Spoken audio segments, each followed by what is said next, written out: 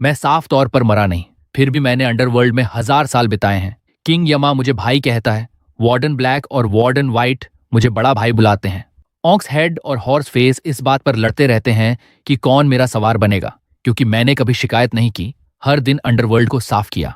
लेकिन आज मैं थक गया हूं, क्योंकि मैंने आखिरकार अंडरवर्ल्ड के हर कोने में चेक इन कर लिया है। जब मैं सफलतापूर्वक पुनर्जन्म लूंगा तो मैं सबसे 10,000 साल आगे शुरू करूंगा। इसलिए मैं किंग यम से मिलने जाता हूं। मैं अंडरवर्ल्ड अधिकारी के रूप में अपनी इस्तीफा सौंपता हूं। किंग यामा जीवन मृत्यु की रजिस्टर बंद करता है और मुझसे कहता है, ईथन, तुमने अंडरवर्ल्ड में 1000 साल सेवा की है। हजारों साल की छुपी हुई मेहनत बिना किसी शिकायत के जमा हुई है। इस पुनर्जन्म के लिए मैं तुम्हें कल्टीवेटर्स के एक परिवार में रखूंगा। बस दिल से मेहनत करो, बड़ी किस्मत तुम्हारा इंतजार कर रही है। धन्यवाद किंग यमा। मैं सम्मान से झुकता हूं। अंदर से मैं पागल की तरह मुस्कुरा रहा हूं। आखिरकार ऑक्सहेड और हॉर्स फेस मुझे ब्रिज ऑफ फॉरगेटिंग तक ले जाते हैं। ईथन, सुना है तुम आज आ रहे हो, इसलिए बूढ़ी ग्रैनी ने तुम्हारे लिए कुछ खास बनाया है। इसे 3 घंटे और धीमी आंच पर पकाया है। इस कटोरे को पियो और दिल से हल्का होकर आगे बढ़ो। और फिर एक कटोरा सुनहरा शोरबा मेरे हाथ में दिया जाता है। ओह चलो ग्रैनी लेथ, तुम सिर्फ मुझे सूप ही नहीं बनाती, उसमें नशा भी मिला देती हो। डरती हो कि मैं तुम्हें याद रख लूं। मैं भूलने का सूप उससे लेता हूं। मैं अपनी 3 पुरानी दोस्तों को देखता हूं। छोड़ने में मन नहीं लग रहा। दोस्तों, इस विदाई के बाद मैं एक बहुत बड़े दुनिया में जाऊंगा। विदाई बोलते हुए मैं सिर पीछे झुकाता हूं। कुछ बड़े घूंट में सूप खत्म हो जाता है। मेरी आंखें धुंधली हो जाती हैं। मैं ऐसा दिखता हूं जैसे मेरी आत्मा चली गई हो, लेकिन ये सब सिर्फ दिखावा है। पहले मैंने ब्रिज ऑफ फॉरगेटिंग पर चेक इन किया था और अमूल्य खजाना एवरमाइंड एलिक्सर पाया था। एवरमाइंड एलिक्सर मेरे अंदर होने की वजह से कोई भी भूलने का सूप, चाहे कितना भी शक्तिशाली हो, मुझ पर असर नहीं कर सकता। मतलब मैं अपनी पिछली जिंदगी की हर याद अगली जिंदगी में ले जा सकता हूं। नदी के ऊपर 7 रंगों का चमकता चैनल जल उठता है। मैं एक रोशनी की धार में बदलकर पुनर्जन्म के रास्ते में गायब हो जाता हूं। एवरलास्टिंग रेल्म में प्राचीन एशवुड क्लैन में एक शांत और अकेले पवेलियन में एल्डर एओन अपनी पतली दाढ़ी सहलाते हुए धीरे धीरे बोलते हैं। मैं रात के आसमान को पढ़ रहा हूं। मैं अपनी उंगलियों पर गिनता हूं। एंसेस्ट्रल सॉवरेन पुनर्जन्म लेने वाला है। गैरेथ एशवुड की आंखें चौड़ी हो जाती हैं। पूरा शरीर उत्साह से कांप उठता है। क्या यह सच है? एशवुड क्लैन में एक दास्तां है कि उस वक्त एक बेमिसाल प्रतिभा ने अपनी दुनिया को चुनौती देकर सॉवरेन रेल्म की चोटी पर पहुंचा था। फिर किसी अनजान वजह से उस एम्प्रेस ने पुनर्जन्म के चक्र में चलना चुना। 100 जिंदगियों के बाद वो फिर एशवुड क्लैन में जन्म लेगी। गैरेथ का मुंह खुला रह जाता है। उसकी आंखें ऑलमोस्ट बाहर निकलने को हैं। एंसेस्ट्रल सॉवरेन का पुनर्जन्म मेरी पत्नी के गर्भ में हो रहा है। ये सुनते ही गैरेथ बस उसे देखने के लिए भागना चाहता है। एल्डर एओन धीरे धीरे खड़े होते हैं। मैं तुम्हारे साथ चलूंगा। उनके आमतौर पर दयालु चेहरे पर उनकी गहरी आंखें अचानक सोने की 2 किरणों जैसी चमकने लगती हैं। मेरी इन बूढ़ी हड्डियों को थोड़ा खिंचाव चाहिए और इस वक्त मैं अपनी मां के गर्भ में हूं, जीने की खुशी से भरा हुआ। और अंडरवर्ल्ड में हजारों साल की कमाई के साथ मैं सबसे 1000 साल आगे ही शुरू कर रहा हूं। मैं कितना ताकतवर हो सकता हूं, इसका अंदाजा भी नहीं है। मैंने कभी सोचा नहीं था कि मेरे सामने एक छोटी बहन होगी जो आंखें बंद किए सो रही है। मुझे थोड़ा भाई बहन मिलना अच्छा लगा और आगे और भी साथी होंगे। उसे गहरी नींद में देखकर मैं प्राइमोर्डियल सेराफिन के शरीर से जुड़ना शुरू करता हूं। कुछ अज्ञात समय गुजरता है। गर्भ में बच्ची अपनी आंखें खोलती है। 100 जिंदगियों के बाद अब उसे सॉवरेन के रास्ते पर चलने से कोई नहीं रोक सकता। इटर्नल सॉवरेन सृष्टि का सर्वोच्च शासक होता है, तीनों लोगों का असली मालिक। 100,000 वर्षों की तैयारी इस मुकुट के लिए की गई है। इस जन्म में वो पूरी तरह आश्वस्त है कि वे इटर्नल सॉवरेन बनेगी। ऑरोरा एशवुड एक तरफ देखती है। उसके बगल में एक छोटा लड़का है। उसने कभी सोचा भी नहीं था कि इस बार उसका एक छोटा भाई भी होगा। समय बीतता है। लगभग 1 महीना गुजर जाता है। जन्म कक्ष में 7-8 दाइयां भागती भागती हैं। फिर अंदर से आवाज आती है, बधाई हो, क्लैन लीडर, लड़की हुई है। दरवाजे के बाहर खड़े सभी लोग राहत की सांस लेते हैं। यहां मौजूद केवल क्लैन लीडर और एल्डर जानते हैं कि ये एंसेस्ट्रल सोवरेन का पुनर्जन्म है। बाकी सब बस एक आम जन्म समझते हैं। उन्हें किसी बात का संदेह नहीं होता। तभी अचानक अंधेरे आसमान से एक जोरदार धमाका होता है। सुनहरी खुशियों के बादल आसमान में फैल जाते हैं।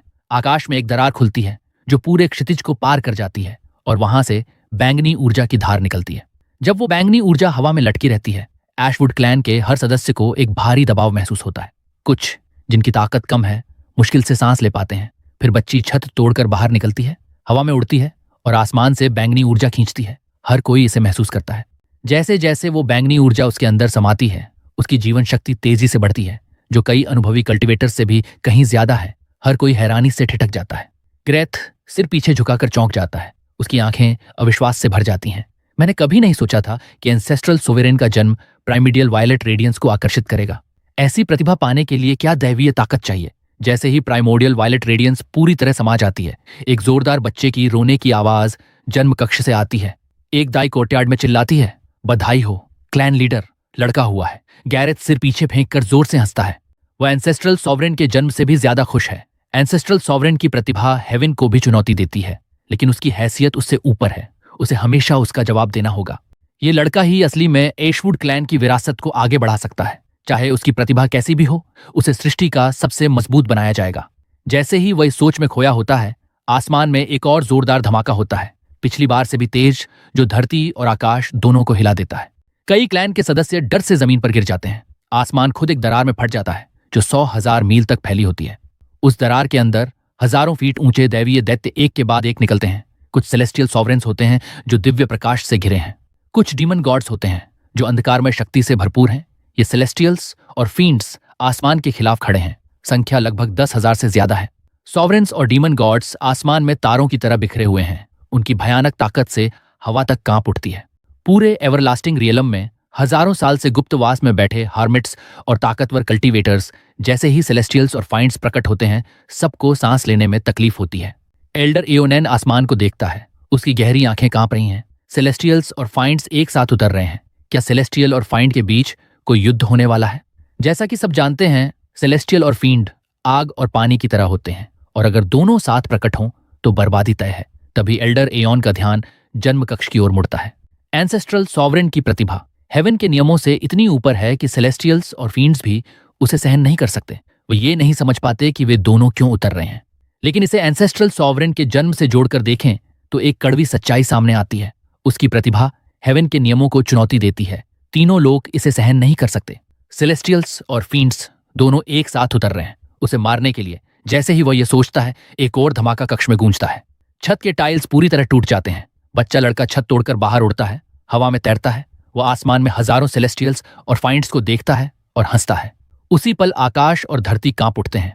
हजारों सेलेस्टियल्स और फाइंड्स झुककर उस बच्चे के सामने घुटने टेक देते हैं। यह दृश्य हैरान कर देने वाला और अभिभूत करने वाला है।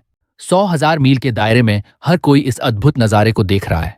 एशवुड क्लैन के सदस्य इस सब को देखकर पूरी तरह से चुप रह जाते हैं। ये क्या हो रहा है? क्यों हजारों सेलेस्टियल्स और फाइंड्स इस बच्चे के सामने झुक रहे हैं? ये असली सेलेस्टियल और फाइंड प्रोजेक्शन है। क्या इस बच्चे की प्रतिभा इतनी खतरनाक है कि पूरे हेवंस के सेलेस्टियल्स और फींड्स भी उसकी आज्ञा मानते हैं? कोई भी इसकी कल्पना नहीं कर सकता। जन्म के समय सेलेस्टियल्स और फींड्स को झुकाने वाली प्रतिभा कैसी हो सकती है?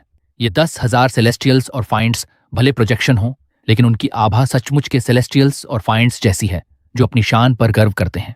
फिर भी ये सब बच्चा लड़के के सामने घुटने टेक रहे हैं। यही साबित करता है कि इस बच्चे की उत्पत्ति और प्रतिभा बेहद असाधारण है। यहां तक कि एल्डर एओन, जो 8,000 साल से ज्यादा जीवित है, अपनी समझ से बाहर हो जाता है। जैसे दिमाग में धमाका हो। वह इतना स्तब्ध है कि शायद वहीं गिर जाए। अपने विशाल अनुभव के बावजूद वो बस अंदाजा लगा सकता है कि इस बच्चे की असली प्रकृति क्या होगी। इस बच्चे के पास एक ऐसी डरावनी ताकत होनी चाहिए जो सेलेस्टियल्स और फाइंड्स दोनों को आज्ञाकारी बना दे। सिर्फ इसे देखकर, पहले बच्ची से तुलना करने पर, यह पूरी तरह अलग ही स्तर पर है। थोड़ी देर पहले उसने सोचा था कि बच्ची के जन्म का संकेत तीनों लोगों को हिला देगा, लेकिन अब बच्चे के जन्म के बाद वह समझ गया है कि असली आत्मा को हिला देने वाला आश्चर्य कैसा होता है। हजारों सेलेस्टियल्स और फाइंड्स के सामने घुटने टेकना उसने कभी सोचा भी नहीं था और न ही कल्पना की। गैथ खुशी से पागल हो रहा है। हंसते हुए कहता है, हाँ हाँ हाँ हाँ, मेरा बेटा एक असली सोवेरेन जैसा है। ये तो कमाल है, ऐसे कोई भी हैरान ना हो। उसके 2 बच्चों में से एक ने प्राइमोर्डियल वायलेट रेडियंस को बुलाया, तो दूसरा हजारों सेलेस्टियल्स और फींड्स को घुटने टेकने पर मजबूर कर दिया। दोनों की ताकत हेवन के नियमों को ही चुनौती देती है। एल्डर, क्या आप सच में सुनिश्चित हैं कि कोई गलती नहीं हुई? क्या ये बच्चा वाकई एंसेस्ट्रल सॉवरेन का असली रीइंकार्नेशन हो सकता है? सिर्फ टैलेंट देखकर तो ये उससे कहीं आगे है। अगर कुछ कहना हो तो उसे एंसेस्ट्रल सॉवरेन कहना ज्यादा सही लगेगा। एल्डर एओन थोड़ी देर रुका, सोच में डूबा, फिर बोला, कोई गलती नहीं है। बच्ची ही असली रीइंकार्नेशन है एंसेस्ट्रल सोवरेन की, इसमें कोई शक नहीं। ये साफ लिखा है क्लैन रिकॉर्ड्स में। एंसेस्ट्रल सोवरेन एक महिला थी। 100,000 साल पहले वह एम्प्रेस बनी थी, मशहूर एम्प्रेस ऑरोरा। इस नाम को सुनकर आज भी कई पुराने लोग याद करते हैं। और एंसेस्ट्रल श्राइन के सामने एक शानदार मूर्ति खड़ी है जो एम्प्रेस ऑरोरा की खुद की नकल है। 100,000 साल पुरानी गलती कैसे हो सकती है? गैरेथ का चेहरा थोड़ा तिरछा हुआ, सिर घूम रहा है। सोचो, एंसेस्ट्रल सोवरेन ने 100,000 साल तैयारी की, लेकिन एक नवजात बच्चे ने उसे पीछे छोड़ दिया। अगर उसे पता चले तो क्या वो इतना गुस्सा होगी?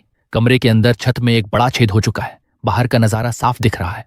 ऑरोरा अपनी चादरों में लिपटी ऊपर आसमान में भरे हजारों सेलेस्टियल्स और फींड्स को देख रही है। उसकी आंखें फटी की फटी हैं। क्या ये प्राइमोर्डियल सेराफिम बॉडी हो सकती है? 100,000 साल के अध्ययन में उसने अनगिनत प्राचीन रिकॉर्ड देखे हैं और तीनों लोकों में कुल 36,000 कल्टीवेशन बॉडीज जानी जाती हैं। उनमें सबसे ऊपर है प्राइमोर्डियल सेराफिन बॉडी। चाहे कोई सेलेस्टियल की राह चले या फींड की, ये शरीर दोनों में सबसे ऊपर पहुंच सकता है।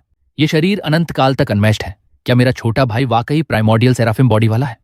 ये सोचकर वह एक कड़वी हंसी छोड़ती है। उसने कभी सोचा नहीं था कि 100,000 साल की तैयारी के बाद भी वह हार जाएगी, और वो भी जन्म लेते ही। शायद शरीर में हार गई, लेकिन अंत में तेरी उपलब्धियां मुझसे कभी मेल नहीं खा पाएंगी। ऑरोरा ने इस जन्म के लिए 100,000 साल तैयारी की है। प्रिमॉर्डियल अर्थ कोर और सॉवेरेन अर्थ बोन तो बस शुरुआत है। आगे अनेकों खजाने और मौके हैं जो अभी उसके शरीर में मिलाने बाकी हैं। सबसे कीमती है 100,000 साल की कल्टीवेशन का अनुभव, जो कोई नवजात कभी हासिल नहीं कर सकता। ये सोचकर ऑरोरा को थोड़ी राहत मिलती है। लेकिन उसके बाद मैं फिर से चैम्बर में जांच करता हूं और एक मिस्टिक एसेंस की बोतल पाता हूं। जब कोई नहीं होता तो मैं जेड की बोतल को गले लगाकर बड़े घूंट में पीता हूं। जल्दी ही पूरी बोतल मेरे पेट में चली जाती है। मिस्टिक एसेंस को पचाने के बाद मैं पूरी तरह संतुष्ट होता हूं। ये शरीर उससे कहीं ज्यादा ताकतवर है जो वह सोचती है। बोतल में थोड़ी मिस्टिक एसेंस बची है। मैं अपनी छोटी बहन की तरफ देखता हूं। अपनी उंगली बोतल में डुबोकर उसके होंठों के बीच रख देता हूं। उसकी फटी हुई भौहें अब शांत हो जाती हैं। मिस्टिक एसेंस की वजह से वो और गहरी नींद में चली जाती है। तभी चैम्बर का दरवाजा खुलता है। एक आदमी और औरत साथ में एक सफेद भौं वाले बुजुर्ग के साथ अंदर आते हैं। एंसेस्ट्रल सोवरेन ने जानबूझकर 9 सनज के संगम वाले दिन पुनर्जन्म लेना चुना था। वो उम्मीद करती है कि उस आशीर्वाद से उसे बड़ी खुशकिस्मती मिले। हमें एंसेंट्रल सोवरेन को आशीर्वाद पूरा करने में मदद करनी होगी। फिर वह 3 फुट चौड़ा एक पत्थर निकालता है। मीरा एशवुड तुरंत उसकी स्पिरिचुअल एनर्जी महसूस करती है और उसकी आत्मा श्रद्धा से प्रखर हो जाती है। पूरे हेवन में कौन सोच सकता था कि इतनी बड़ी मटन फैट स्पिरिट जेड हो सकती है। स्पिरिट जेड एक नरम सौम्य जेड है जिसमें स्पिरिचुअल एनर्जी भरी होती है। अगर इसे बच्चे की त्वचा के पास रखा जाए तो यह धीरे धीरे बच्चे की कॉन्स्टिट्यूशन को बेहतर बनाता है। एक आम मॉर्टल शरीर को एक चुने हुए प्रोडिजी में बदल देता है। इतनी बड़ी स्पिरिट जेड का मतलब है कि मेरी किस्मत अच्छी होने वाली है। लेकिन अगले ही पल मैं देखता हूं कि मेरी छोटी बहन स्पिरिट जेड के ऊपर रखी हुई है। मेरा टैलेंट उससे बेहतर है, फिर उसे पहले क्यों इसे अब्सॉर्ब करना मिलता है? क्या पिता को सच में शक है कि मैं उसका बेटा नहीं हूं? स्पिरिट जेड रखने के बाद क्लैन लीडर और एल्डर दोनों चले जाते हैं। केवल मीरा कमरे में रहती है, जो दोनों बच्चों की देखभाल की जिम्मेदारी संभाले हुए है। मेरी आंखें बंद देखकर, जो सोने जैसा लग रहा था, मीरा खुद भी आराम करने लेट जाती है। जैसे ही मैं अपनी माँ की सांसों को शांत पाता हूं, मैं अपनी आंखें खोलता हूं। स्पिरिट जेड को देखकर मेरी आंखें चमक उठती हैं। अंडरवर्ल्ड में चेक इन करने पर मुझे एक और अनमोल खजाना मिला था, सेलेस्टियल ड्यू, जो स्पिरिट जेड से 100 गुना ज्यादा कीमती है। समस्या यह है कि सेलेस्टियल ड्यू की ताकत इतनी जबरदस्त है कि एक नवजात इसे संभाल नहीं सकता। मेरा प्लान है पहले स्पिरिट जेड का कुछ हिस्सा लेना, अपनी कॉन्स्टिट्यूशन मजबूत करना और फिर सेलेस्टियल ड्यू की तरफ बढ़ना। यदि अभी मेरी बहन का कुछ हिस्सा ले लूं तो बाद में चुकता कर दूंगा। मैं अपना मोटा सा हाथ बढ़ाता हूं और स्पिरिट जेड के किनारे को जोर से धकेलता हूं। एक छोटा टुकड़ा तुरंत टूट जाता है। मैं उसे मुंह में डालकर निगल जाता हूं।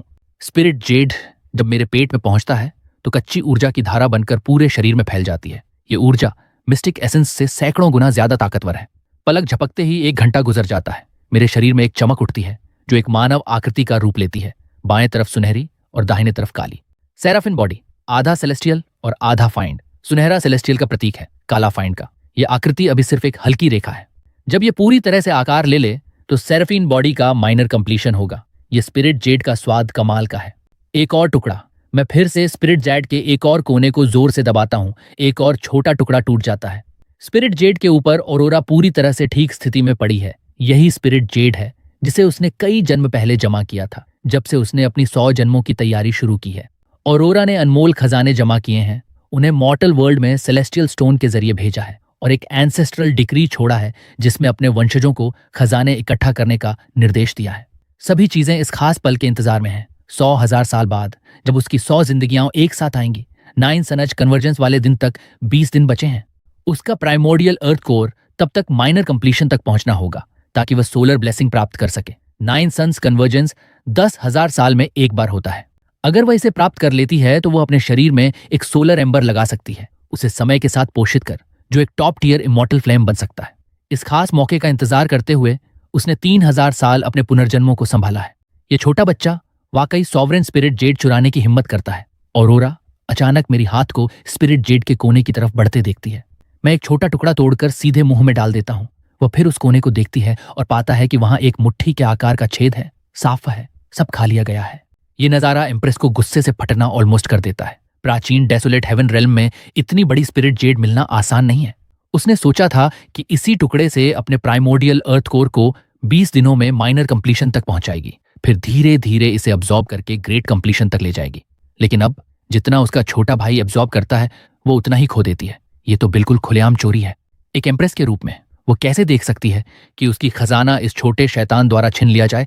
क्या चल रहा है? मेरी छोटी बहन इतनी परेशान क्यों है? एक नवजात बच्चा जिसका शरीर अभी विकास के शुरुआती चरण में है, इतनी ताकतवर बॉडी होने के बावजूद वो ऐसा कुछ नहीं कर सकता।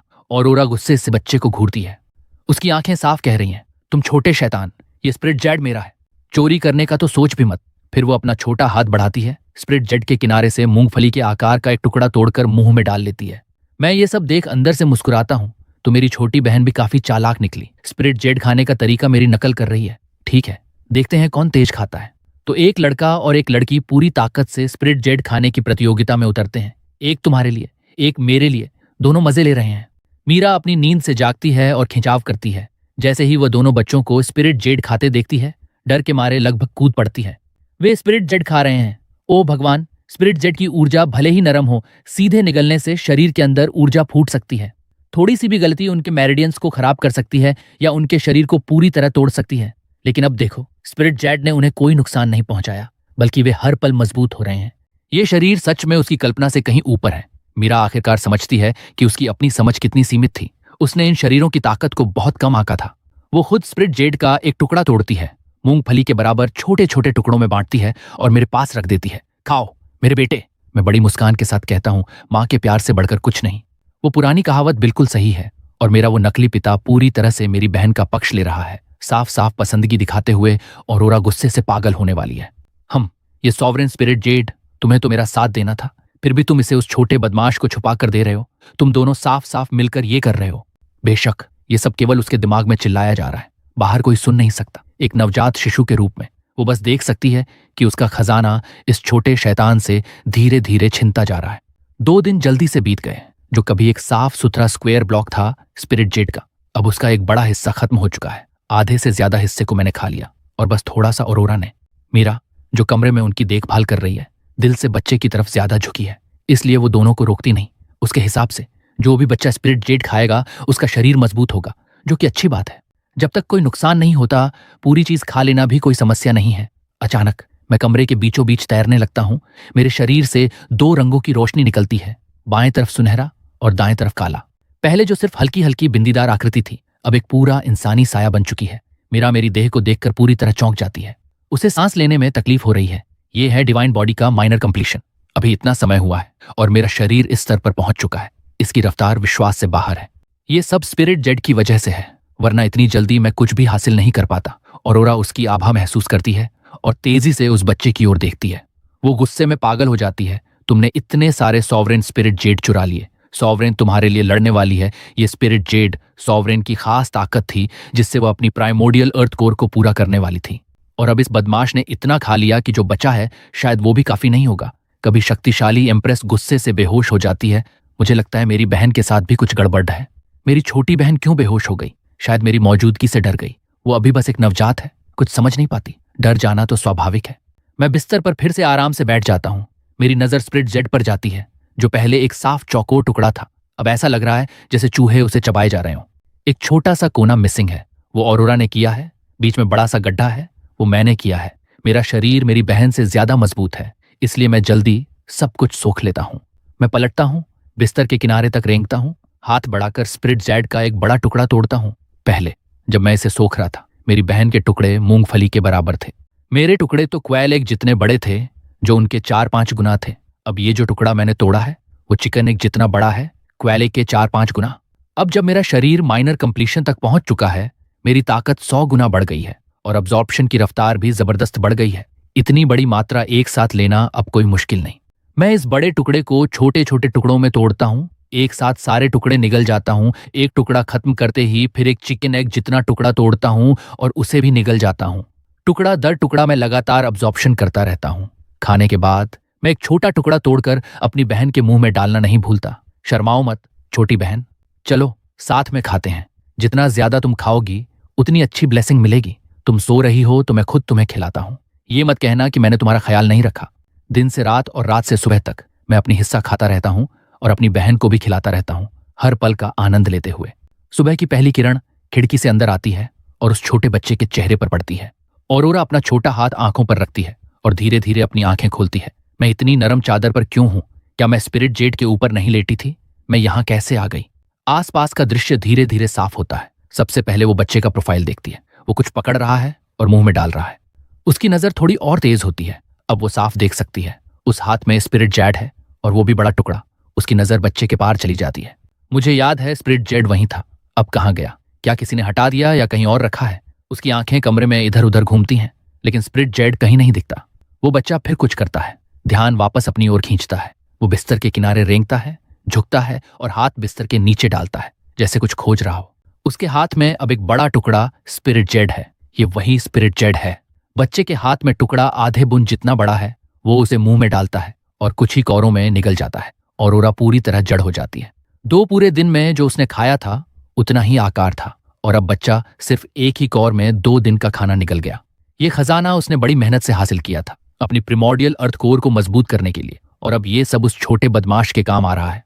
वो जल्दी से बिस्तर के किनारे रेंगती है, झुककर नीचे देखती है। बेहतर था कि उसने देखा ही नहीं, क्योंकि देखकर वो पूरी तरह स्तब्ध हो जाती है। स्पिरिट जेड, जो कभी 3 फुट का चौकोर टुकड़ा था, अब लगभग खत्म हो चुका है। बस आधा फुट लंबा एक छोटा टुकड़ा बचा है। बाकी सब उस छोटे बदमाश ने खा लिया है। मेरा स्पिरिट जेड, मुझे मेरा स्पिरिट जेड वापस दो। कभी शक्तिशाली एम्प्रेस का खून गुस्से में उबलने लगता है। उसका सिर गर्म हो जाता है। थोड़ी देर के लिए होश में आते ही फिर बेहोश हो जाती है। मैं अपनी बहन को देखता हूँ, थोड़ा उलझन में। वो अभी अभी जागी और फिर से बेहोश क्यों हो गई? मैं अपना छोटा हाथ हिलाता हूँ, स्टोरेज रिंग से एक जेड बॉटल निकालता हूँ जिसमें सेलेस्टियल ड्यू है, जो हेवन और अर्थ की आत्मा से बना दिव्य अमृत है। इसका नरिशिंग असर नवजात शिशुओं पर बहुत शक्तिशाली होता है, स्पिरिट जेड से भी कहीं ज्यादा। इसलिए ये नवजात के लिए शुरुआती टॉनिक के रूप में उपयुक्त नहीं है। मैंने पहले ही काफी स्पिरिट जेड खाया है, जिससे मेरा शरीर काफी मजबूत हो गया है। इसलिए अब मैं सेलेस्टियल ड्यू को एब्जॉर्ब करने के लिए तैयार हूँ। पिछले कुछ दिनों में मैं अपनी बहन का स्पिरिट जेड चुराता रहा, बस खुद को सेलेस्टियल ड्यू के लिए तैयार करने के लिए। मैं बोतल का ढक्कन खोलता हूँ, अंगुली में थोड़ा लिक्विड लगाकर उसे अपनी बहन के होंठों के बीच डाल देता हूँ। छोटी बहन, ये सेलेस्टियल ड्यू कोई सस्ता खजाना नहीं है। ये स्पिरिट जेड के हर टुकड़े की कीमत रखता है जो मैंने इस्तेमाल किया। जैसे ही वो सेलेस्टियल ड्यू लेती है, औरोरा के सोते हुए चेहरे पर एक मुस्कान फैल जाती है, जैसे वो किसी खूबसूरत सपने में हो। मैं भी सेलेस्टियल ड्यू निगलता हूँ, नरम बिस्तर पर लेट जाता हूँ और अपने शरीर में ऊर्जा के तूफान को महसूस करता हूँ। स्पिरिट जेड की नींव की वजह से सेलेस्टियल ड्यू को एब्जॉर्ब करना अब पहले से कहीं आसान हो गया है। काफी देर बाद इस छोटे से शरीर से एक के बाद एक चमकदार किरणें निकलती हैं। उसकी भयानक आभा सीधे 9वें हेवन तक पहुंचती है। ऊपर 9वें हेवन में एक विशाल प्रतिमा बनती है, हजारों फीट ऊंची। उसका सिर आसमान को छूता है, पैर गहरे अबिस में गड़े हैं, जैसे हेवन और अर्थ को जोड़ता एक मजबूत स्तंभ, अडिग और अटूट। उस प्रतिमा के शरीर पर 2 रंग हैं, बाएं तरफ सुनहरा जो सेलेस्टियल लाइट से घिरा हुआ है, और दाएं तरफ काला जो एक अनंत अबिस जैसा भयंकर डीमोनिक ऑरा लिए हुए है। ये कोलोसस इतना विशाल है कि 10,000 मील तक के लोग इसे देख सकते हैं। अनगिनत आम लोग इसके सामने घुटने टेक देते हैं। यहां तक कि कई कल्टीवेटर्स भी जैसे ही कोलोसस की आभा महसूस करते हैं, डर के मारे जमीन पर गिर जाते हैं। 100,000 पहाड़ों के बीच फेट वॉच पवेलियन खड़ा है। फेट वॉच सीयर ऊंची मीनार पर बैठा दूर के कोलोसस को देख रहा है। एशवुड क्लैन ने 2 स्टार्स ऑफ डेस्टिनी को जन्म दिया है। ये दुनिया पूरी तरह उलट पुलट होने वाली है। मास्टर, आप कहते हैं एशवुड क्लैन के पास एक स्टार ऑफ डेस्टिनी है, और वो भी 2। स्टार ऑफ डेस्टिनी का नाम सुनते ही अप्रेंटिस की आंखें चौड़ी हो जाती हैं। उसके चेहरे पर हैरानी साफ दिखती है। स्टार ऑफ डेस्टिनी का मतलब होता है कि कोई बेहद भाग्यशाली पैदा हुआ है, और यहाँ एक नहीं बल्कि 2 हैं। ये साबित करता है कि एशवुड क्लैन की किस्मत हेवन को भी चुनौती देने वाली है। फेट वॉच सीयर धीरे से सिर हिलाता है। 2 स्टार्स ऑफ डेस्टिनी जो आकाश में एक दूसरे से गूंज रहे हैं।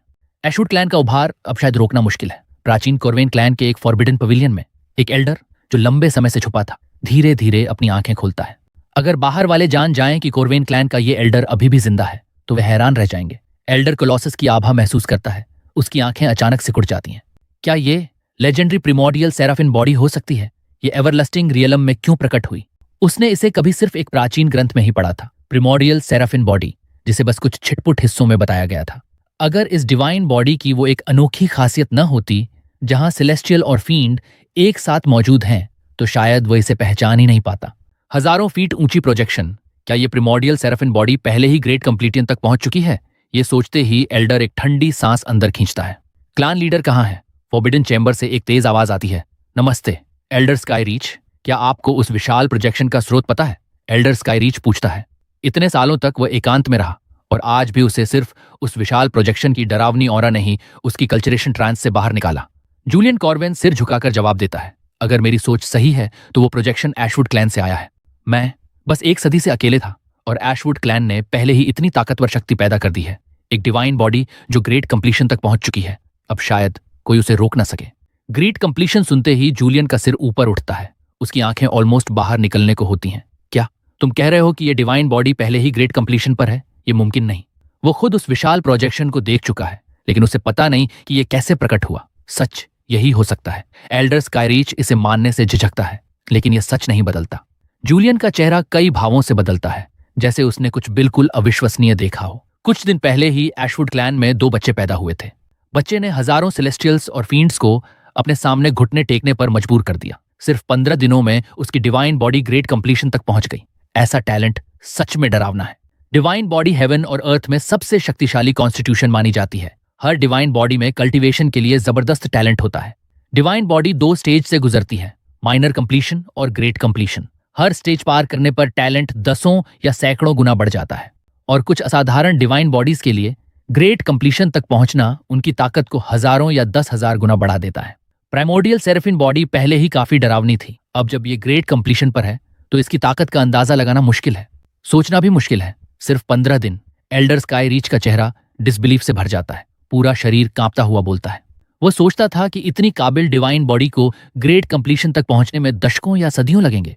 उसने कभी नहीं सोचा था कि ये एक बच्चा हो सकता है जो अभी 10 दिन का भी नहीं हुआ। एल्डर, क्या हमें उस बच्चे को खत्म करने का मौका ढूंढना चाहिए? कुर्वेन क्लैन और एशवुड क्लैन दोनों प्राचीन वंश हैं जिनके बीच सालों से टकराव चलता रहा है। बाहर से तो सब ठीक लगता था, लेकिन अब जब एशवुड क्लैन ने इतनी हेवन डिफाइंग टैलेंट वाला डिवाइन सन पैदा किया है, अगर उसे रोका नहीं गया तो वो कुर्वेन क्लैन के लिए सबसे बड़ा खतरा बन सकता है। बिल्कुल नहीं, एल्डर स्काई रीच तुरंत हाथ हिलाते हुए कहते हैं। इस बच्चे ने इतनी जल्दी प्रिमोर्डियल सेराफिन बॉडी पूरी तरह से बना ली है, इसका मतलब है उसके साथ बहुत बड़ी किस्मत है। कुर्वेन क्लैन को उसका दोस्त बनना चाहिए, दुश्मन नहीं।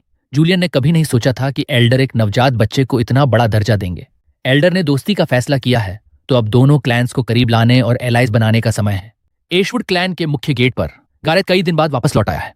उसका मूड अच्छा था, लेकिन जैसे ही उसने उस विशाल आकृति को आसमान में देखा, उसका चेहरा हतप्रभ हो गया। वो तेजी से अपने आंगन की तरफ भागा। एल्डर इयॉन पहले ही आंगन में था, सिर पीछे करके उस विशाल आकृति को देख रहा था। एल्डर, ये क्या हो रहा है? अगर मैं गलत नहीं हूं तो प्रीमोर्डियल सेराफिन बॉडी ने ग्रेट कंप्लीशन पा लिया है। गारेथ गले को दबाता है, गले में खिंचाव महसूस करता है। डिवाइन बॉडी ने ग्रेट कंप्लीशन कैसे इतनी जल्दी पा ली? सिर्फ कुछ दिन ही हुए हैं। उसने कभी नहीं सोचा था कि फॉरबिडन ग्राउंड्स की एक छोटी सी यात्रा 5 दिन से भी कम लौटने तक उसके बेटे की डिवाइन बॉडी ग्रेट कंप्लीशन पर पहुंच जाएगी। गति सच में चौंकाने वाली है। एल्डर इयॉन कमरे की ओर देखते हुए कहते हैं, चलो तुम्हारी पत्नी के कमरे चलते हैं, शायद वहां हमें जवाब मिल जाए। गारेथ आगे बढ़ता है और दरवाजा खोलता है। सबसे पहले उसे मैं दिखाई देता हूं, बिस्तर पर बैठा हुआ। दूसरी नजर में वो ऑरोरा को भी बिस्तर पर लेटा देखता है। तभी उसे झटका लगता है। जो पहले साफ सुथरी मटन फैट स्पिरिट जेड की चौकोर टुकड़ी थी, वो अब केवल एक छोटा सा टुकड़ा रह गया है, आधे फुट से भी कम, जो पहले के 10वें हिस्से के बराबर है। इस एक नजर से गारेथ को समझ आ जाता है कि क्या हुआ है। उसका दिमाग ऑलमोस्ट फटने वाला है। उसके बेटे की डिवाइन बॉडी का ग्रेट कंप्लीशन तक पहुंचना, बेशक ये खुशी की बात है। अगर उसने पूरा स्पिरिट जेड खा लिया होता तो भी ठीक था, लेकिन वो स्पिरिट जेड एंसेस्ट्रल सोवरेन का था। अपने बेटे को इतना खाने देना उसे डराता है। सबसे ज्यादा डर एंसेस्ट्रल सॉवरेन के उस पर गुस्सा होने का है और पूरा परिणाम उसे झेलना पड़े। एंसेस्ट्रल सॉवरेन जो 100 जन्मों की रीइंकार्नेशन में 100,000 साल कल्टीवेशन कर चुकी है, उसकी ताकत हेवन तक पहुंचती है तो एक नवजात बच्चा उसके सामने कैसे टिक पाएगा? हालांकि बच्चे की डिवाइन बॉडी ग्रेट कंप्लीशन पर पहुंच चुकी है और उसकी ताकत शायद उसकी बहन से भी तेज बढ़ेगी, फिर भी वो एंसेस्ट्रल सॉवरेन का मुकाबला नहीं कर सकता। एल्डर इयॉन भी चौंक गया है, हाथ माथे पर मारते हुए। पिछले कुछ दिन से उसके मन में बेचैनी थी, लेकिन गारेथ दूर था और मीरा अकेले बच्चों का ख्याल रख रही थी, इसलिए अकेले उसकी चैम्बर जाना सही नहीं लगता था। कोई सोच भी नहीं सकता था कि इतने कम दिनों में इतनी बड़ी बात हो जाएगी। सच कहूं तो बच्चे की डिवाइन बॉडी का ग्रेट कंप्लीशन तक पहुंचना एल्डर के लिए खुशी की बात है, लेकिन अब इसे एंसेस्ट्रल सोवेरेन को कैसे समझाएंगे? गारेथ तेजी से बिस्तर के पास जाता है और मीरा के कंधों को दोनों हाथों से पकड़ता है। मीरा, बच्चे मटन फैट स्पिरिट जेड खा रहे हैं, तुमने उन्हें क्यों रोका नहीं? ऐसा खाना बहुत खतरनाक है, ये उनकी बॉडी को नुकसान पहुंचा सकता था। मैंने देखा कि ईथन ठीक था, इसलिए मैंने कुछ नहीं कहा। मीरा ठंडी पसीने में भीग जाती है। अब जब वह सोचती है कि क्या गलत हो सकता था तो डर सता गया है। शुक्र है कुछ नहीं हुआ, वरना इसे कैसे समझाते। गारेथ एक लंबी सांस छोड़ता है। तुम सच में सावधान नहीं थी। वो स्पिरिट जेट दोनों बच्चों के लिए था।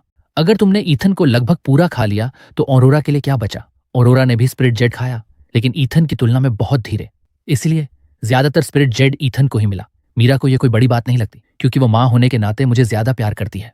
तुम सच में। गारेथ फिर से सांस छोड़ता है और एल्डर के साथ कमरे से बाहर निकलता है। एल्डर, अब हम क्या करें।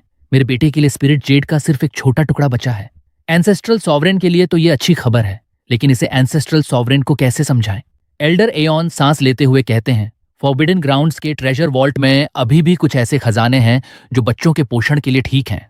स्पिरिट जेट जितना असरदार तो नहीं है, लेकिन अभी के लिए वही काम चलाना पड़ेगा। उम्मीद है एंसेस्ट्रल सॉवरेन को ये समझ आ जाएगा। ये सच में अजीब स्थिति है।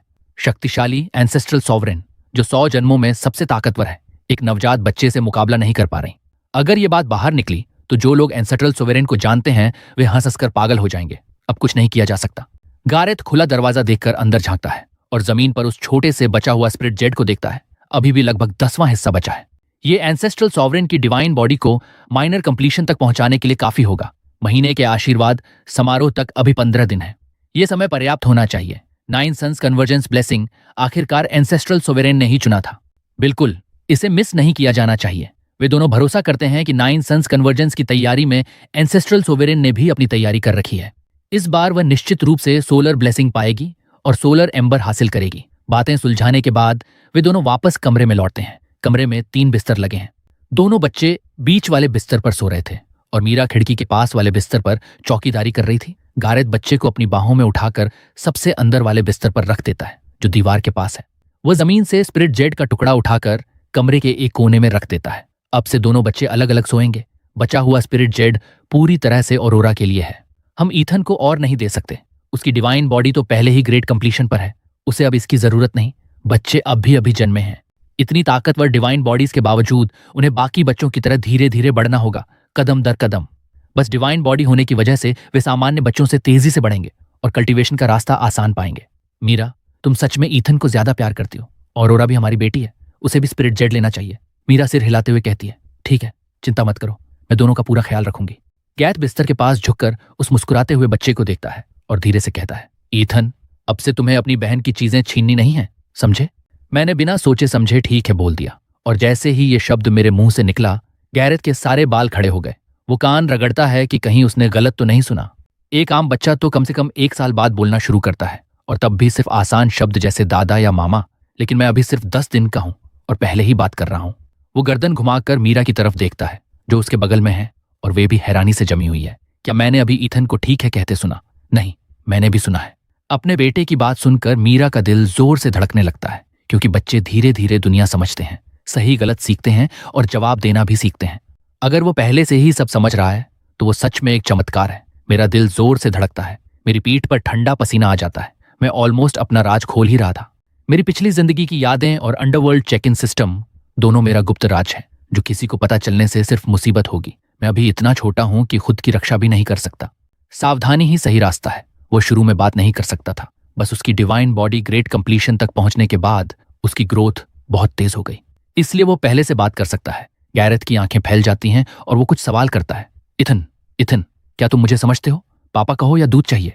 कई कोशिशों के बाद भी बच्चे का कोई जवाब नहीं, बस एक मासूम सी खुश मुस्कान। शायद एक गलती थी कि उसने ठीक है कहा। वह अभी सच में बोल नहीं सकता। अब और कोशिश करने का कोई मतलब नहीं। उस रात पूरा चांद आसमान में चमक रहा था। कमरे में एक मुट्ठी जितनी चमकदार मणि धीरे धीरे रोशनी फैला रही थी।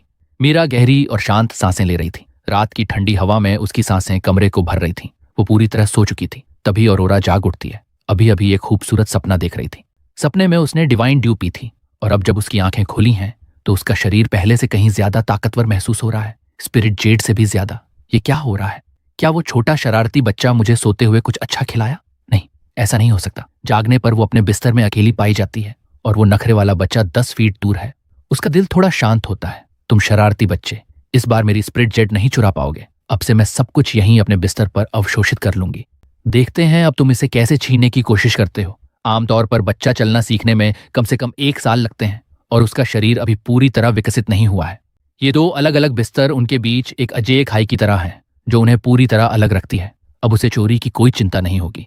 ऑरोरा स्पिरिट जेड का एक छोटा टुकड़ा तोड़ती है, बच्चे की तरफ हिलाती है एक जीत की मुस्कान के साथ, फिर उसे अपने मुंह में डालती है और धीरे धीरे निगलती है।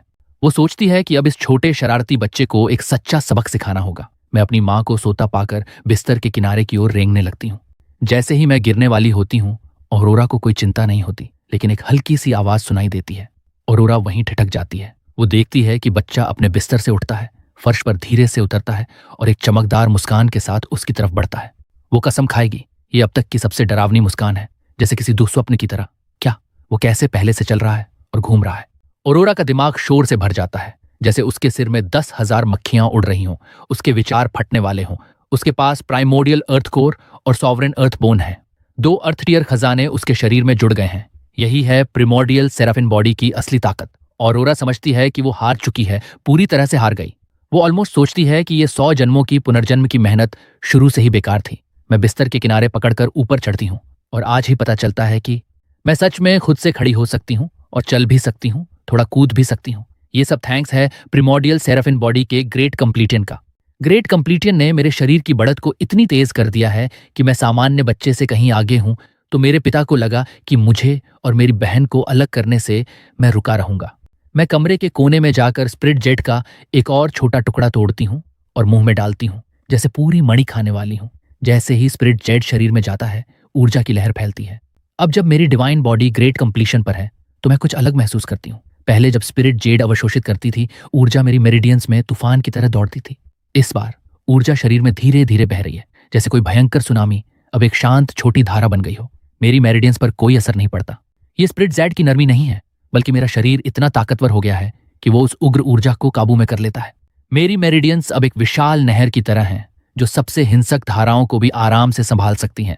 अब मेरी डिवाइन बॉडी ग्रेट कंप्लीशन पर है। स्पिरिट जेड का असर मुझ पर लगभग न के बराबर है। ज्यादा लेने से भी फर्क नहीं पड़ता। स्पिरिट जेड अब मेरे लिए ज्यादा काम की चीज नहीं रही, इसलिए बाकी मैं अपनी बहन के लिए छोड़ दूंगा। मैं स्पिरिट जेड का एक बड़ा टुकड़ा तोड़ती हूँ, मुंह खोलकर उसे खाने का नाटक करती हूँ और अपनी बहन को एक शरारती नजर मारती हूँ। ऑरोरा ने ये देखते ही एक दर्द की लहर महसूस की। उसकी आंखों में आंसू चमकने लगे। ये सॉवरेन इतनी मेहनत से स्पिरिट जेड लेकर आई थी, और तुम शरारती बच्चे इसे पूरा खा गए। क्या तुम्हें पता है कि 100 जन्मों की रीइंकार्नेशन कितनी मुश्किल होती है? जितना वो सोचती है उतना ही गलत महसूस करती है और आंसू रोक नहीं पाती।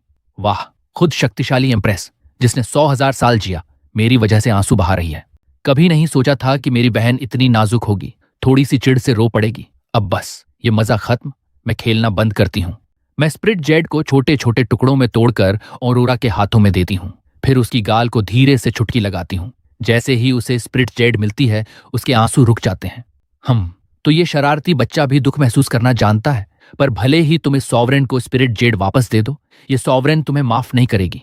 मैं चुपके से अपने बिस्तर पर वापस चली जाती हूँ और सोचती हूँ कि मुझे कौन सी ब्लेसिंग मिल सकती है। एक अनोखी खुशी मेरे अंदर उठ रही है।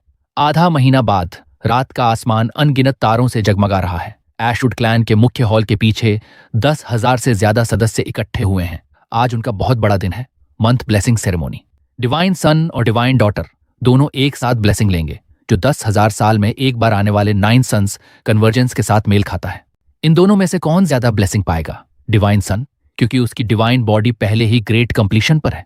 लेकिन डिवाइन डॉटर भी मजबूत है। सुना है उसकी डिवाइन बॉडी भी माइनर कंप्लीशन तक पहुंची है। कहा जाता है कि अगर कोई सोलर ब्लेसिंग लेता है तो उसके शरीर में सोलर एम्बर जड़ पकड़ता है, और अगर उसे सही से पोसा जाए तो वो एक अमर अग्नि बन सकती है। सोलर ब्लेसिंग सहने के लिए बेहद ताकतवर कॉन्स्टिट्यूशन चाहिए। कोई भी गारंटी नहीं दे सकता कि ये दोनों बच्चे इसमें सफल होंगे या नहीं। मैं सोचता हूं कि डिवाइन सन और डिवाइन डॉटर इसे सह पाएंगे भी या नहीं। उनका शरीर मजबूत है, लेकिन वे अभी सिर्फ 1 महीने के बच्चे हैं। इतनी भयंकर शक्ति सहना उनके लिए बड़ा चैलेंज होगा। पूर्व की तरफ सुबह की रोशनी धीरे धीरे उठ रही है, और सभी की हैरानी के लिए क्षितिज के किनारे 9 लाल लाल गड्ढे जैसी रोशनी उभरती है। ऐसा लगता है जैसे 9 सूरज एक साथ उगने वाले हों। तेज लाल रोशनी पूरे आसमान को रंग देती है। आधा आसमान जलते हुए लाल रंग में डूब जाता है। आम लोग ये नजारा देखकर हक्के बक्के रह जाते हैं। कुछ किसान डर के मारे सीधे घुटनों के बल गिर पड़ते हैं और माथा जमीन से लगा लेते हैं। हे भगवान, 9 सूरज निकल आए, फिर से सूखा आएगा, हम सब खत्म हो जाएंगे, हम सब भूखे मर जाएंगे।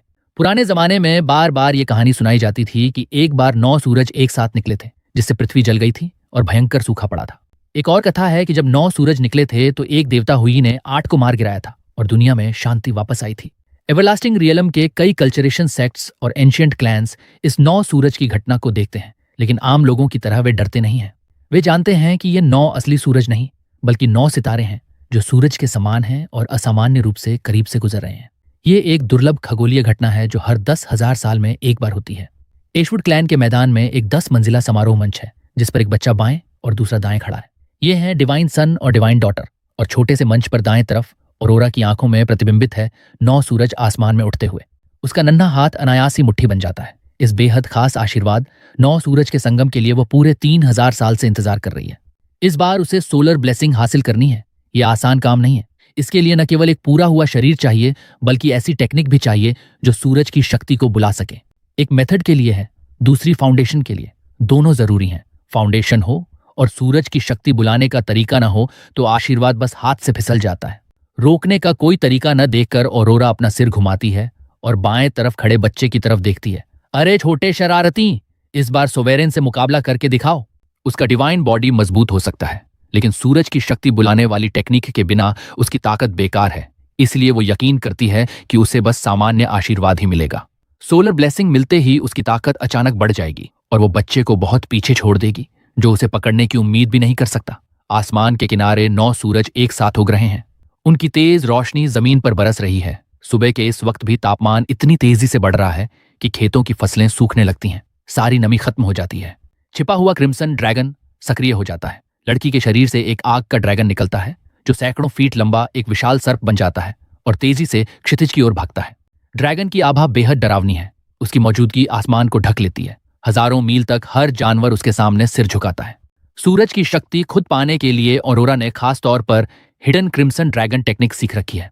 उसका प्राइमोर्डियल अर्थ कोर अभी माइनर कंप्लीशन पर है, इसलिए उसकी ऊर्जा बस इतनी है कि वह टेक्निक को कमजोर तरीके से ही चला सके, अपनी असली ताकत के एक 10,000वें हिस्से से भी कम।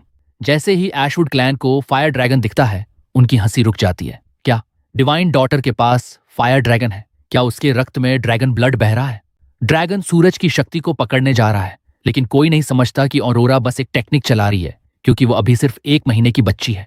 वे बस अनुमान लगा सकते हैं कि ये कोई ड्रैगन गार्डियन फेनोमेनन है, जो 9 सूरज के संगम को देखकर ड्रैगन ने खुद ही सूरज की शक्ति पकड़ने की कोशिश की। ऐसा होना बहुत ही दुर्लभ है, लेकिन पूरी तरह से अनसुना भी नहीं। मैं उस फायर ड्रैगन को देखता हूँ, मेरी आंखें थोड़ी संकुचित हो जाती हैं। मुझे उम्मीद नहीं थी कि मेरी बहन इतनी मजबूत होगी। उसके पास एक फायर ड्रैगन है जो उसकी रक्षा कर रहा है और सूरज की शक्ति पकड़ने में मदद कर रहा है। लगता है मुझे खुद कुछ करना पड़ेगा। मैं गहरी सोच में डूब जाता हूँ, इस हारती हुई स्थिति को जीत में बदलने का तरीका सोचते हुए। 1000 साल की अंडरवर्ल्ड चेक इन से मुझे कई शक्तिशाली टेक्निक्स मिली हैं, लेकिन अभी मैं सिर्फ 1 महीने का बच्चा हूँ और कल्टीवेशन शुरू भी नहीं किया।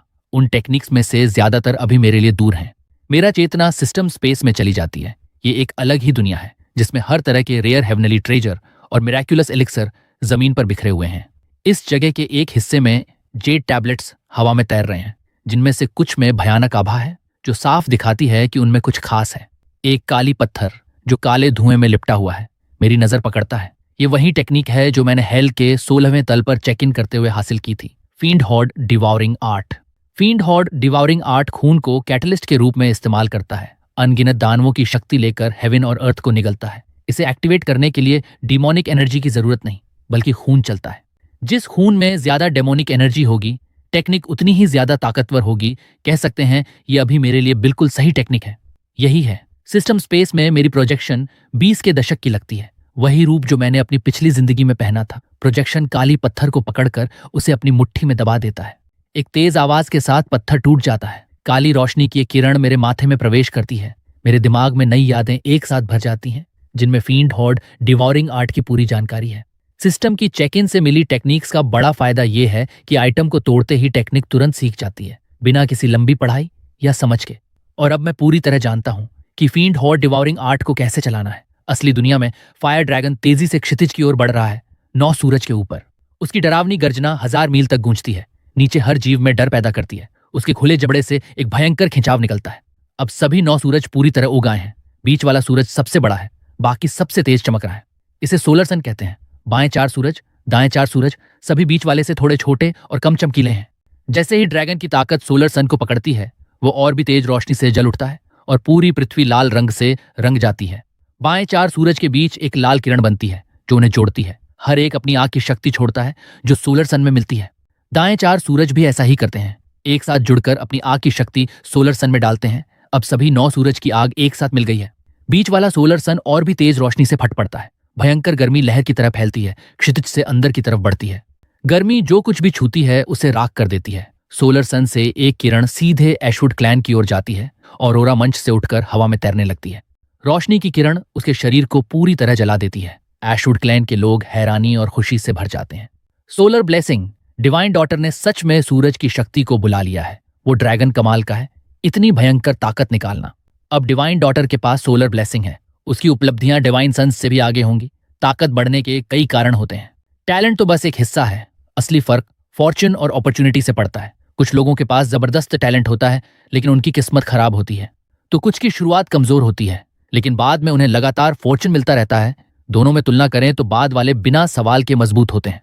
सोलर ब्लेसिंग डिवाइन डॉटर को इतना बड़ा फायदा देती है कि वो रॉ टैलेंट में किसी भी कमी को पूरा कर सकती है और डिवाइन सन के करीब भी आ सकती है। गैरेथ फायर ड्रैगन की डरावनी मौजूदगी महसूस करता है। उसका पूरा शरीर कांप उठता है, जैसा कि एंसेस्ट्रल सोवेरेन से उम्मीद थी। ऐसी ताकत शायद ही कोई सच्चा सेलेस्टियल ही दिखा सकता हो। एशवुड क्लैन के पास भी ऑरा कंसील करने की तकनीकें हैं, लेकिन इस फायर ड्रैगन के सामने उनकी कोई कीमत नहीं। एंसेस्ट्रल सोवरेन तो एकदम डेसोलेट हेवन रेल्म की ताकतवर सत्ता है। उसकी सबसे साधारण टेक्निक भी उनके सारे हथियारों को कुचल सकती है। एवरलास्टिंग रियलम में एल्डर इयॉन अपनी दाढ़ी सहलाते हुए आश्चर्य से भरे हुए हैं। एंसेस्ट्रल सोवेरेन ने सोलर ब्लेसिंग के लिए दिन पहले से तैयारी की होगी। वो फायर ड्रैगन सच में मास्टर स्ट्रोक है।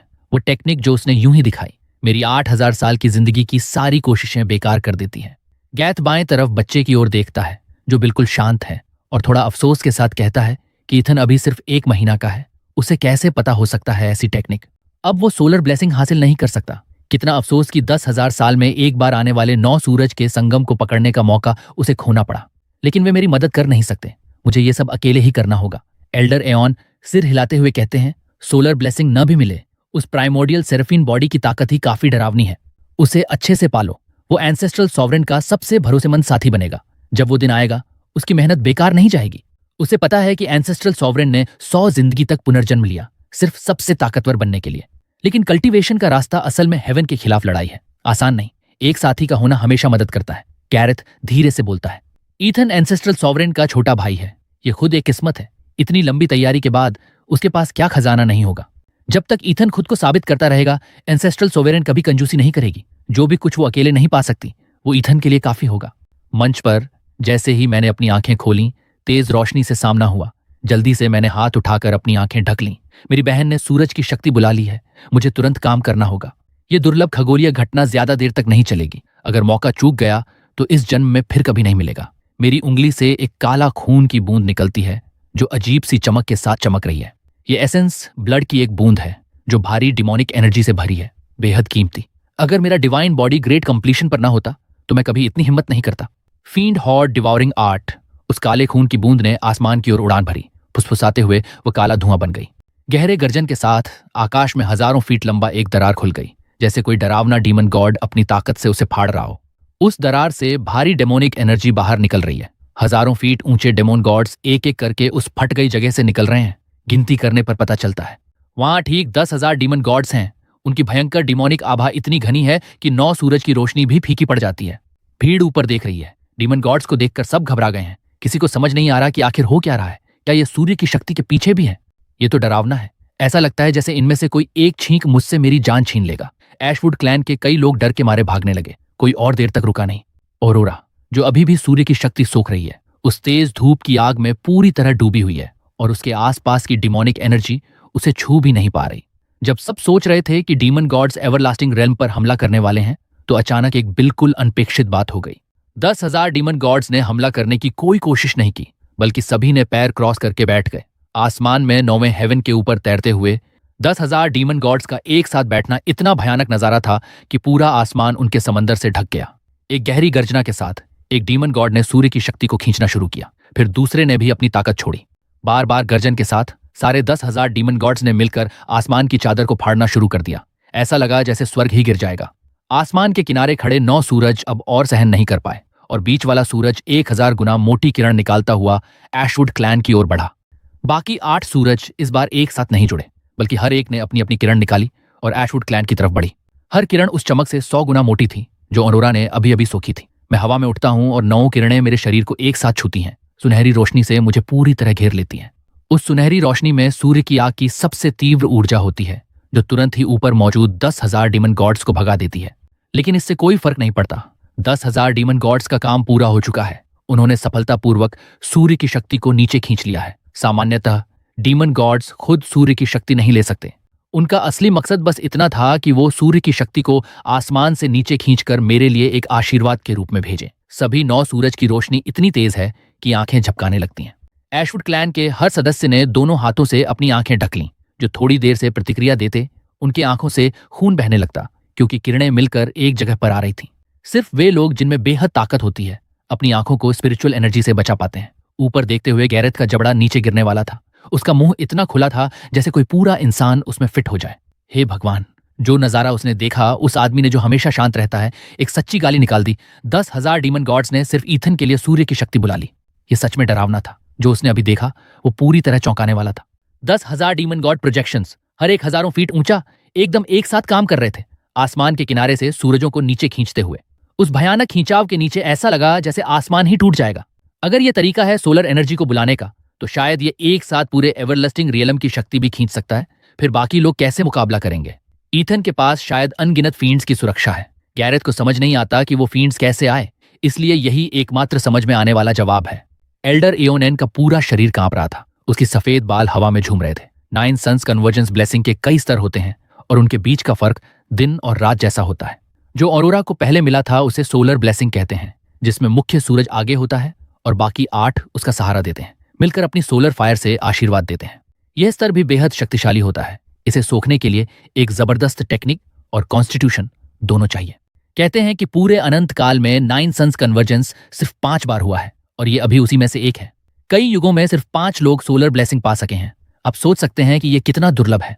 9 फोल्ड सोलर ब्लेसिंग वो है जिसमें सभी 9 सूरज अपनी सोलर फायर एक साथ छोड़ते हैं, आशीर्वाद देते हैं, जो सोलर ब्लेसिंग से 1000 गुना ज्यादा ताकतवर होता है। पूरे अनंत काल में 9 फोल्ड सोलर ब्लेसिंग सिर्फ एक कहानी में ही था। किसी ने इसे हासिल नहीं किया था और अब मैंने इसे सच कर दिखाया है। यह भयानक प्राइमोर्डियल सेराफिन शरीर 10,000 फींड्स के साथ मिलकर सूर्य की शक्ति को बुला रहा है और 9 फोल्ड सोलर ब्लेसिंग को जन्म दे रहा है। एल्डर एओनेन ने इसे सिर्फ प्राचीन ग्रंथों में पढ़ा था, बिखरे हुए टुकड़े, और उसने कभी सोचा भी नहीं था कि अपनी जिंदगी में इसे देखेगा। गैरेथ सोचता है, क्या एंसेस्ट्रल सोवेरेन गलत शरीर में जन्मा था, गलती से लड़का बन गया? अगर ये बच्चा सच में एंसेस्ट्रल सॉवरेन है तो सब कुछ अचानक साफ हो जाएगा। चाहे उसकी ताकत कितनी भी जबरदस्त हो, सब उसे बिना सवाल के स्वीकार करने को तैयार होंगे। लेकिन एंसेस्ट्रल सॉवरेन वो बच्चा लड़का नहीं है, वो बच्ची है। लाखों साल की तैयारी के बाद भी वो एक नवजात लड़के के सामने नहीं टिक पाई, और यह फर्क बहुत बड़ा है। ये बात एंसेस्ट्रल सॉवरेन को गुस्सा दिला सकती है, और सच में ऊपर आसमान में सूर्य की शक्ति सोखते हुए वो बच्ची अचानक अपने शरीर पर काबू खो बैठती है और नीचे गिरने लगती है। गिरते हुए उसके मुंह से गाढ़ा लाल खून फूटता है। गैरेथ तुरंत हवा में उड़ता है और उसे सुरक्षित पकड़ लेता है। एंसेस्ट्रल सॉवरेन, तुम ठीक हो?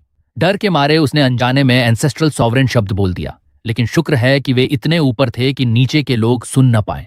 ऑरोरा ने जैसे ही ये शब्द सुने, उसका छोटा चेहरा बार बार लाल और फीका होता रहा। अभी उसके लिए एंसेस्ट्रल सॉवरेन की उपाधि केवल अपमान की तरह लग रही है। बेहतर है कि इसे कभी सुना ही न जाए। जितना ज्यादा कहा जाएगा वो उतनी ही ज्यादा गुस्सा होगी। वो सॉवरेन जो लाखों साल की तैयारी के बाद भी एक बच्चा लड़के से पिछड़ गई। सब कुछ बेकार हो गया। 9 गुना सोलर ब्लेसिंग को देखकर, जो पूरे अनंत काल में कभी नहीं हुआ, उसका मन डगमगाने लगा। लगभग पूरी तरह नियंत्रण खो बैठी। मुश्किल से खुद को संभालते हुए उसने सूर्य की शक्ति सोखी, लेकिन इस प्रक्रिया में वह गंभीर रूप से घायल हो गई। एक गीली खांसी के साथ गुस्से से भरे हुए उसने फिर खून उगला। एम्प्रेस की आंखें ऊपर की ओर घूम गईं और वो गुस्से से बेहोश हो गई। गैरेथ ने हताशा में सिर हिला दिया। बुरा टाइमिंग, वो बुदबुदाया। अगर ऑरोरा थोड़ी देर बाद जन्मी होती तो वह इस अजीब शख्स से नहीं टकराती, लेकिन अगर कुछ साल और बाद जन्मी होती तो उसके लिए मुकाबला और भी मुश्किल होता। फिर भी मेरा बेटा सच में कुछ अलग है। वो असली सॉवरेन जैसा दिखता है, इसमें कोई शक नहीं। ऊपर एक तेज रोशनी का गोला मुझे पूरी तरह घेर लेता है। सूर्य की शक्ति मेरी त्वचा के 36,000 छिद्रों से अंदर तक घुस रही है। मेरे शरीर के हर सेल में सोलर फायर जल रही है। कोई आम इंसान इतनी ज्यादा सोलर फायर सहन नहीं कर पाता, वह तुरंत जलकर राख हो जाता।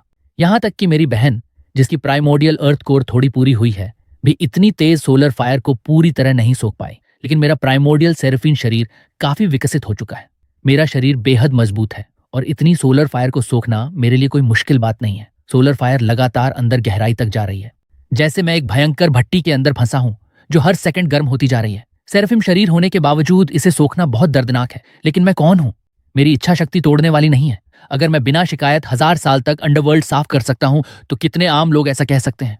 चाहे शरीर में कितना भी दर्द हो, मैंने दांत काट लिए और एक भी आवाज नहीं निकाली। और भी ज्यादा सोलर फायर अंदर आती रही, मेरे शरीर को फिर से निखारती रही, एक नए डरावने स्तर तक ले जाती रही।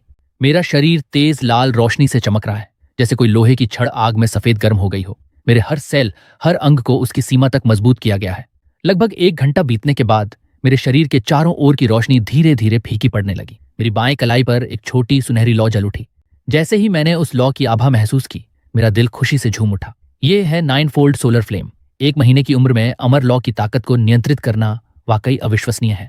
औरोरा की सोलर ब्लेसिंग की चाहत का बड़ा हिस्सा सोलर एम्बर पाने की चाह है, लेकिन वह सिर्फ एक चिंगारी है जिसे धीरे धीरे पोषित करना होता है, धीरे धीरे लौ की शक्ति को खींचना होता है, तभी ये एक सच्ची इमॉर्टल फ्लेम बन पाती है। लेकिन 9 फोल्ड सोलर ब्लेसिंग सिर्फ डिवाइन बॉडी को मजबूत ही नहीं करता, बल्कि एक पूरी तरह से विकसित इमॉर्टल फ्लेम भी देता है। 9 फोल्ड सोलर फ्लेम, जो सभी 9 सूरजों के मेल से बनी अमर लौ है, सामान्य सोलर फ्लेम से 100 गुना तेज होती है। एक इमॉर्टल फ्लेम कुछ भी जलाकर राख कर सकती है। ये मेरा सबसे बड़ा हथियार बनने वाली है। जो भी मेरी राह में आए, इस 9 फोल्ड सोलर फ्लेम की एक बार फेंक से उसका काम खत्म। ये ब्लेसिंग सेरेमनी मेरी सबसे बड़ी जीत है। इसके साथ ही मेरा डिवाइन बॉडी भी सोलर फायर से इतना मजबूत हो गया है कि उसकी ताकत पर यकीन करना मुश्किल है, जो आने वाले सालों में मेरी कल्टीवेशन को चुपचाप आकार देगा। जैसे ही 9 सन्स का कन्वर्जेंस अपने चरम पर पहुंचता है, 8 छोटे सूरज धीरे धीरे फीके पड़ जाते हैं। सूरज की पूरी शक्ति आत्मसात करने के बाद मैं फिर से सेरेमोनियल प्लेटफॉर्म पर उतरता हूं और एशवुड क्लैन के लोग एक साथ हाथ उठाकर जयकारा लगाते हैं। डिवाइन सन, डिवाइन सन, डिवाइन सन। उन्होंने डिवाइन सन की जबरदस्त ताकत को अपने आंखों से देखा है और अब वे पूरी तरह यकीन कर चुके हैं। जल्द ही डिवाइन सन पूरे सृष्टि का सबसे ताकतवर प्राणी बनने वाला है, जो एशवुड क्लैन को एक नए गोल्डन एज में ले जाएगा। 3 साल बाद एक बड़े से आंगन में फूलों के बिस्तर में 100 तरह के फूल खिल उठे हैं और कुछ रंग बिरंगे तितलियां उनके बीच उड़ रही हैं। एक बैम्बू पवेलियन के पास 2 बच्चे खड़े हैं। छोटा लड़का बड़ी और चमकदार आंखों वाला है और उसका चेहरा बहुत ही आकर्षक है। इसमें कोई शक नहीं कि वह खूबसूरत युवा आदमी बनेगा। क्या तुम्हें यह सुंदर लगता है? छोटी लड़की का रंग गोरा और चेहरा गोल मटोल है, बिल्कुल प्यारी सी। लड़का अपना हाथ बढ़ाता है और एक ग्रे बटरफ्लाई धीरे से उसके हथेली पर बैठ जाती है। देखो बहन, इस तितली के पंखों पर जो पैटर्न है ना, वो फ्लैक्स थ्रेड जैसा दिखता है। मैंने इसका नाम रखा है फ्लैक्स विंग। मैं तितली को अपनी बहन की ओर बढ़ाता हूँ। औरोरा अचानक मेरे हाथ से तितली को धकेल देती है। तितली उड़ जाती है और मैं पूरी तरह चुप रह जाता हूँ। क्या छोटी लड़कियां तितलियां और फूल पसंद नहीं करती? मेरी बहन इतनी अलग क्यों है? इतनी छोटी उम्र में ही उसे चाकू और तलवारों में दिलचस्पी है। कौन उससे शादी करने की हिम्मत करेगा? 3 साल गुजर गए। दोनों बच्चे अब काफी बड़े हो गए हैं। अब वे आसानी से दौड़ते कूदते हैं, छत पर चढ़ते हैं और मस्ती में टाइल्स तोड़ते हैं। अब फॉर्मल कल्टीवेशन ट्रेनिंग शुरू होने वाली है। मैं बहुत उत्साहित हूं ये जानने के लिए कि प्राइमोर्डियल सेराफिन बॉडी वाला कोई कितना तेजी से कल्टीवेट कर सकता है। गैथ के कदम आंगन में स्थिरता से पड़ते हैं। वह दोनों बच्चों की ओर बढ़ता है। मैं सिर उठाकर इस ब्रॉड शोल्डर्ड मिडिल एज्ड आदमी को देखता हूं। गैरेथ बच्चों के स्तर पर झुकता है। अभी कल्चरेशन नहीं, बच्चों, मैं तुम्हें पहले कहीं और ले जा रहा हूं। बच्चा पूछता है, कहां जा रहे हैं? हमने तो कल्चरेशन आज शुरू करने का वादा किया था। कल्टीवेशन थोड़ी देर के लिए रुका रहेगा। अभी उससे ज्यादा जरूरी बात है। वह लड़के के बालों को प्यार से सहलाता है। दोनों बच्चे काफी वक्त से बात कर रहे हैं और उम्र के हिसाब से बहुत तेज हैं। एंसेस्ट्रल सॉवरेन की बात समझ में आती है। आखिरकार उसने 100,000 साल जिया था, लेकिन मेरी अपनी बुद्धिमानी ने उन्हें चौंका दिया। इसलिए उन्होंने इसे प्राइमोर्डियल सेराफिन बॉडी का ही असर माना। ऐसे डिवाइन बॉडी के साथ थोड़ी सी इंटेलिजेंस तो स्वाभाविक लगती है। एशवुड एस्टेट एक पूरे शहर जितना बड़ा है, जो बहुत विशाल जमीन पर फैला है। पीछे एक ट्रेनिंग फील्ड है जो 1000 एकड़ में फैला है। उसके पास एक पत्थर की मूर्ति है जो 100 फीट ऊंची है। मूर्ति के ऊपर बड़े अक्षरों में प्राइमोर्डियल बॉडी रैंकिंग लिखा है। गैथ दोनों बच्चों को गोद में लेकर मूर्ति के पास जाता है। अब तुम दोनों इसे छू सकते हो और देख सकते हो कि क्या तुम प्रिमोर्डियल रैंकिंग में जगह बना पाते हो। पूरे कल्टीवेशन की दुनिया में एक लेजेंडरी रैंकिंग है जिसे प्राइमोर्डियल बॉडी रैंकिंग कहते हैं, जो divine bodies, raw divine strength और भी खूबियों को मापती है। जो भी इस सूची में जगह बनाता है, उसे एक ऐसा हेवन डिफाइंग मौका मिलता है जो सही तरीके से इस्तेमाल करने पर सीधे शीर्ष तक पहुंचा सकता है। इस रैंकिंग में शामिल होने के लिए एक और शर्त है, उम्मीदवार की एक निश्चित उम्र होनी चाहिए। असल में कई तरह की प्रीमोर्डियल रैंकिंग्स होती हैं। जो उनके सामने है वो डिवाइन बॉडीज की रैंकिंग है। औरोरा और मेरी जैसी डिवाइन बॉडीज के साथ इसे चढ़ना आसान होना चाहिए था। बस उम्र ही अब तक बाधा थी। मैंने दूर से ही ये मूर्ति देख ली थी और मेरी रुचि तुरंत जगी। अपने प्राइमोर्डियल सेराफिन बॉडी के साथ डिवाइन बॉडी रैंकिंग में पहला स्थान मेरा पक्का है। डिवाइन बॉडी रैंकिंग हर जरूरी गुण को एक साथ तौलता है। उदाहरण के लिए ऑरोरा के पास प्राइमोर्डियल अर्थ कोर और सॉवरेन अर्थ बोने हैं। जब मूर्ति मूल्यांकन करती है तो यह दोनों खजानों को एक साथ देखती है और कुल ताकत का आकलन करती है। जितने ज्यादा ट्रम्प कार्ड्स होंगे, प्राइमोर्डियल रैंकिंग में जगह बनाना उतना ही आसान होगा। मैं गर्दन ऊपर करके मूर्ति के आधार पर लिखा छोटा सा टेक्स्ट पढ़ता हूँ। रैंक 1 डिवाइन बॉडी रैंकिंग में फेनरीर एम्बरलीफ है, जो डेसोलेट सेक्रेड बॉडी सुप्रीम है। रैंक 2 पर कोरिन वॉस है, sacred body Dao embryo. Rank 3 है रिलेन कोरवान, सोवेरेन स्वॉर्डबोन। सूची में केवल सबसे ताकतवर 100 लोग दर्ज होते हैं। जब भी कोई नया नाम डिवाइन बॉडी रैंकिंग में आता है, जो पहले 100वें स्थान पर था, वह अपने आप हट जाता है। हर रैंक्ड व्यक्ति अपनी जगह अधिकतम 10,000 साल तक रखता है, उसके बाद उसे भी हटा दिया जाता है। फेनरीर एम्बरलीफ का नाम देखकर मेरा दिल कुछ झनकता है। मैं उससे अपनी पिछली जिंदगी में भी मिला था। प्राइमोर्डियल बॉडी रैंकिंग सिर्फ एशवुड क्लैन तक सीमित नहीं है, ऐसी मूर्तियां पूरे रेल्म्स में मौजूद हैं। ये केवल एवरलास्टिंग रेल्म के कल्टिवेटर्स को नहीं दर्ज करती, बल्कि पूरे कल्टिवेशन वर्ल्ड के हर प्रैक्टिशनर को शामिल करती है। ट्रिलियनों की संख्या में लोग उन 100 जगहों के लिए प्रतिस्पर्धा करते हैं। शीर्ष स्थान हासिल करना मतलब उन ट्रिलियनों में सबसे ताकतवर बन जाना, और इस रैंकिंग में जगह पाना ही प्राइमोर्डियल सैंक्टम तक पहुंच देता है। प्रिमोर्डियल सैंक्टम एक खास जगह है जहां असाधारण अवसर होते हैं। जब मैं अंडरवर्ल्ड में था तो मुझे कई प्राचीन ग्रंथ मिले जिनमें प्रिमोर्डियल सैंक्टम की जानकारी थी। कहते हैं कि ये कभी पुराने जमाने के देवताओं का घर था, जिन्होंने अनगिनत डिवाइन ट्रेजर्स छोड़े थे। अगर वहां किस्मत साथ दे तो एक ही मौका 3 रेल्म्स पर राज करने के लिए काफी होता है। 3 रेल्म्स से मतलब है कल्टिवेशन वर्ल्ड, सेलेस्टियल रेल्म और डीमन रेल्म। ये 3 अलग अलग दुनिया नहीं है, बल्कि कल्टिवेशन वर्ल्ड में हजारों छोटे रेल्म्स हैं, 3000 तक, जो सब एक नाम के तहत आते हैं। मैं प्राइमोर्डियल बॉडी टैबलेट के नीचे देखा और थोड़ी उलझन हुई। ये मूर्ति 10 लाखों साल पुरानी है, फिर इसमें कोई फॉर्चून क्यों जमा नहीं हुई? जब से मुझे सिस्टम मिला है, मैं फॉर्चून नाम की खास ऊर्जा महसूस कर सकता हूँ, और जितनी ज्यादा वो होती है, चेकिंग इनसे मिलने वाले रिवॉर्ड्स भी उतने बेहतर होते हैं। सामान्य तौर पर जितनी पुरानी कोई चीज होती है, उतनी ही ज्यादा फॉर्चून जमा होनी चाहिए, लेकिन ये मूर्ति बिल्कुल खाली है। या कहें कि जो फॉर्चून जमा हुई है वो यहाँ नहीं है, बल्कि प्राइमोर्डियल सैंक्टम के अंदर ही रखी गई है। प्रिमोर्डियल सैंक्टम की प्राचीनता को देखते हुए ये चेकिंग इन के लिए सोने की खान होगी। मैं मूर्ति की ओर बढ़ता हूँ, अपनी डिवाइन बॉडी को पहली बार परखने के लिए तैयार। ऑरोरा मेरी ये हरकत देख घबरा जाती है, मुझे पकड़कर आगे जाने से रोकती है। मैं बड़ी बहन हूं, मुझे पहले जाना है। किसी से पहले जाने या बाद में जाने से फर्क नहीं पड़ता, तुम चाहे जितनी कोशिश करो, फिर भी तुम हमेशा दूसरी जगह पर रहोगी। मैं भौहें उठाता हूं, ये एक अटल सच है। मेरा प्रिमोर्डियल सेराफिन बॉडी ऑरोरा के दोनों खजानों से बहुत ऊपर है, वे बराबरी की भी नहीं है। ऑरोरा गुस्से में दांत पीसती है। मैं चाहता हूं कि मैं सबसे पहले शीर्ष स्थान पर बैठूं। प्राइमोर्डियल बॉडी रैंकिंग में जगह पाने पर जो इनाम मिलता है, उसे प्राइमोर्डियल फॉन्ट कहते हैं। इस इनाम की कीमत पूरी तरह उस समय की रैंक पर निर्भर करती है जब पहली बार इसे प्राप्त किया जाता है। पहला स्थान दूसरे स्थान से कहीं ज्यादा मूल्यवान होता है। अगर मैं पहले जाऊंगा तो मैं शीर्ष स्थान पक्का कर लूंगा, चाहे वह कितनी भी कोशिश करे। वो मेरी ताकत को पार नहीं कर पाएगी और उसे हमेशा दूसरा स्थान ही मिलेगा। लेकिन अगर ऑरोरा पहले जाती है और उसके पास प्रिमोर्डियल अर्थ कोर है, तो वह आसानी से पहला स्थान हासिल कर लेगी, थोड़े समय के लिए ही सही, और पहला स्थान का प्रिमोर्डियल फॉन्ट लेकर जाएगी। फिर मैं बाद में जाकर शीर्ष स्थान ले लूंगा और अपनी खुद की फर्स्ट प्लेस फॉन्ट हासिल कर लूंगा। इस तरह हम दोनों को ज्यादा से ज्यादा फायदा होगा। और असल में जो ऑरोरा को चाहिए वह प्रिमोर्डियल सैंक्टम के अंदर छुपा फॉर्चून है, और सिर्फ शीर्ष रैंक वाला ही वहां सुरक्षित प्रवेश पा सकता है। इसी वजह से वह मुझसे पहले टेस्ट करना चाहती है। नहीं, मैं बड़ा भाई हूं, मैं पहले जाऊंगा। मैं मुड़कर सीधे मूर्ति की ओर बढ़ता हूं। ऑरोरा मेरे हाथ को जोर से खींचती है, लेकिन मेरी ताकत इतनी ज्यादा है कि 9 बैलों की ताकत भी मेरे एक उंगली के बराबर नहीं। वह जमीन पर फिसलती हुई पीछे छूट जाती है। इमोर्टल डियर लेग मेरे पास है, अगर मुझे पहले जाने दोगी तो मैं तुम्हें दे दूंगी, और कोई रास्ता न देख वो मुझे रोकने के लिए मुझसे रिश्वत मांगती है। जैसे ही मैंने इमोर्टल डियर लेग सुना, मैं सच में वहीं रुक जाता हूँ। एवरलास्टिंग रेल्म में इमोर्टल डियर बहुत ही दुर्लभ होते हैं, उतने ही जैसे फिनिक्सेस या ड्रैगन्स।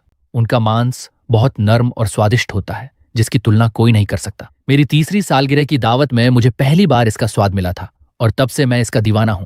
अब जब सुनता हूं कि मेरी बहन के पास एक है, मेरा मुंह पानी से भर जाता है। सच में। ऑरोरा अपनी कमर के स्टोरेज पाउच से हाथ डालती है और एक ताजा डियर लेग 30 फीट लंबा जमीन पर गिरा देती है। मैं उस डियर लेग को देखता हूं, मेरी आंखें चमक उठती हैं। उसकी तरफ देखकर मेरा मन फौरन पिघल जाता है। ये इमॉर्टल डियर लेग तुमने कहां से लाया? इतना बड़ा, और वो भी इमॉर्टल डियर का। ये जानवर खुद में ही बहुत दुर्लभ होते हैं और 30 फीट लंबा एक पैर बताता है कि ये डियर हजारों सालों तक कल्टीवेशन करता रहा होगा। एक सच्चा एल्डर बीस्ट। इतनी ताकतवर इमॉर्टल डियर को पकड़ना लगभग असंभव है। इसका मांस गाढ़ी शक्तिशाली स्पिरिचुअल एनर्जी से भरा होता है जो शरीर को गहराई से पोषण देता है और कल्टीवेशन में भी बड़ा फायदा पहुंचाता है। साधारण इंसान को अगर सिर्फ एक निवाला भी इमॉर्टल डियर के मांस का मिले तो उसकी उम्र में कई सालों का इजाफा हो सकता है, और अगर वो लगातार खाता रहे तो उसकी कॉन्स्टिट्यूशन तक बदल सकती है और कल्टीवेशन के दरवाजे खुल सकते हैं। ये तो पापा ने मुझे दिया है। बिल्कुल। औरोरा पीछे खड़े मध्यम आयु के आदमी की तरफ देखती है। मैं हल्का सा सर हिलाता हूँ। उस डियर लेग के लिए तुम्हें पहले मौका देता हूँ। पहले टेस्ट करूं या बाद में, मुझे कोई फर्क नहीं पड़ता। मैं तो आखिर में टॉप स्पॉट जरूर लूंगा। थोड़ी देर के लिए बहन को फर्स्ट प्लेस का स्वाद लेने दो, ठीक है? मैं उस डियर लेग को हल्के हाथ से छूकर अपने स्टोरेज रिंग में रख देता हूँ। ये स्टोरेज रिंग गैरेथ ने दिया था और इसकी अंदर की जगह बहुत बड़ी है। 100 फीट की पहाड़ी भी अंदर आराम से आ सकती है। एशवुड्स जैसे बड़े परिवार के लिए यह खर्चा कोई बड़ी बात नहीं। औरोरा राहत की सांस लेती है। पिछले 3 सालों में उसने जान लिया है कि मैं कितना खाता हूँ। हर खाने में बहुत बड़ा हिस्सा, और जब भी अच्छा खाना दिखता है मुझे उससे कोई नहीं हटा सकता। इमॉर्टल डियर लेग की कद्र है, लेकिन प्रिमोडियल बॉडी रैंकिंग में फर्स्ट प्लेस पाने के लिए इसे देना मेरे लिए बिल्कुल सही सौदा है। थोड़ी देर के लिए भी टॉप पर बैठना काफी है, क्योंकि फर्स्ट प्लेस का पूरा इनाम मिल जाता है और बाद में कोई नुकसान नहीं होता। औरोरा प्रीमोडियल टैबलेट की तरफ चलती है और मैं गैरेथ के पास जाकर थोड़ा मनमौजी होकर सिर उठाकर कहता हूँ, पापा मुझे भी इमॉर्टल डियर मीट चाहिए। मुझे सच में उम्मीद नहीं थी कि एशवुड क्लैन के पास इमॉर्टल डियर मीट तक होगा। अगर ये डेसोलेट हेवन रेल्म से आता तो इसकी कीमत मांस से कहीं ज्यादा होती। ईथन, जैसे ही गैरेथ ये सुनता है उसका सिर घूमने लगता है। सच तो यह है कि उसने वो डियर लेग औरोरा को दिया ही नहीं, बल्कि वो औरोरा के अपने प्राइमोडियल कॉस्मोस टावर से आया है। वो टावर बहुत शक्तिशाली है, सीधे आत्मा से जुड़ सकता है और सैकड़ों रीइंकार्नेशंस में भी खोता नहीं। जो कुछ भी मिलता है वो हर जीवन में बढ़ता रहता है। औरोरा जो भी खजाना निकालती है हमेशा कहती है कि एशवुड क्लैन से आया है, ताकि शक न हो, लेकिन इससे गैरेथ की स्थिति थोड़ी अजीब हो जाती है। ईथन, मैं तुम्हारे लिए भी ताज़ा डियर मीट लाऊंगा। बाहर से तो मुझे औरोरा को प्राथमिकता देनी पड़ती है, लेकिन पीछे से तुम्हें बहुत कुछ दूंगा, ठीक है? वो मुझे ये सब कैसे समझाएगा? वो तो ये नहीं कह सकता कि तुम्हारी बहन रीइंकार्नेटेड एंसेस्ट्रल सोवरेन है और एशवुड क्लैन की सारी चीजें उसी की हैं। पिछले 3 सालों में उसने चुपचाप एंसेस्ट्रल सोवरेन के वॉल्ट से कई पोषणकारी खजाने निकाले हैं, सिर्फ मेरे लिए। मैं सिर हिलाता हूँ।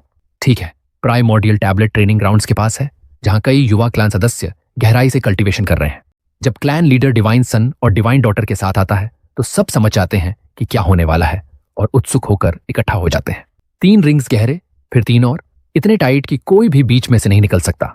वाह, डिवाइन सन और डिवाइन डॉटर अपने डिवाइन बॉडीज की परीक्षा दे रहे हैं। इन्हें रैंकिंग में चढ़ते देखने का इंतजार नहीं कर सकता, है ना? नतीजा तो साफ है, डिवाइन सन जरूर फर्स्ट प्लेस लेगा।